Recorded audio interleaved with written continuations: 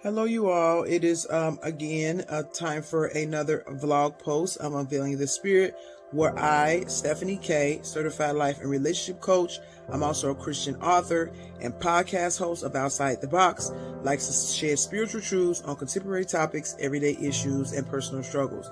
I try to put these videos out at least once a week between Tuesday and Thursday. It's a little bit difficult for me to keep up with like a regular routine when it comes to that, but you can keep an eye out for any of my vlog posts of Unveiling the Spirit vlog posts sometime in the middle of the week. You can always watch old vlog posts that I've done on my page under Unveiling the Spirit vlog post tab. So what I wanted to unveil the spirit about today is a little bit of a sad topic because it has to do with the recent suicide of Cheslie Kryst, who was found January 30th, which is this past Sunday, I believe in front of her apartment building. From what I can gather, the assumption is that she jumped from the high floor, of course.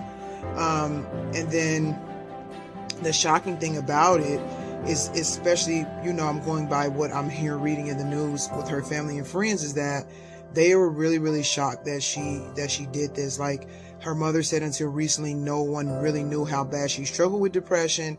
And then for us, people that were not close to her, she really seemed to have it all together. I mean, she was an attorney.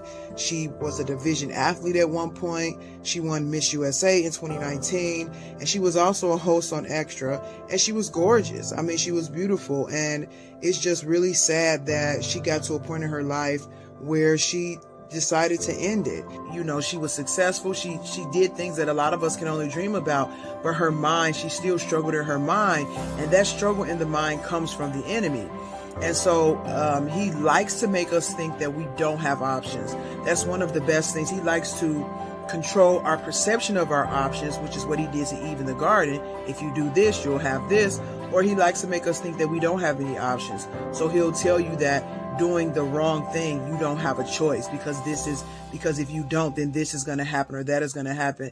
And I do understand, again, if you guys saw my video, my show that I did on my podcast about depression, I struggled with depression for over 10 years. And so those thoughts of suicide were like a constant thing in my life. And there are times where you get to a point where you just really feel like that's the best thing. And it's a lie. It's a lie from the enemy. And that's the beauty about God. This is the message of hope, and the gospel that he brings is that there's always hope. There's always hope. There's always something to hold on to. There's always something to fight for. And not only just to hold on to it and fight for it, but that you can reach that thing with God's help. So it's not like to just dangle something in front of your face that you actually can't reach, but you're just holding on to it for the sake of holding on so you don't give up. But no, God doesn't promise us anything that he can't give us. He's not playing with our emotions. He's not playing with your mind. If he's telling you to have hope, it's because hope is attainable. And so I just really wanted to highlight that. My heart goes out to Cheslie Kryst, to her family and her friends. I really pray that God comforts you guys and give you peace during this time. But I want everybody to understand, or take this opportunity to understand, that hope is always there, that the battle is fought in your mind. And that's why we have to, reach for God and fight to have God in the same way that we fight for some of the other things that we want, because he is really the only thing that can give your mind the peace and the comfort and everything that it needs. And so again, I pray for the family. I feel really bad for her. I know it could have easily been me those 10 years that I went through depression. And I just really hope that God is able to bring some good out of this, which is what he does. He takes the darkness, he turns it back to light, because it was already light to begin with. The devil just made it dark, and God can take it back to light. And it's just so a blessing to have a God that does that, because he doesn't have to, he doesn't have to. Anyway, thank you guys for tuning in to this somewhat somber Unveiling the Spirit post.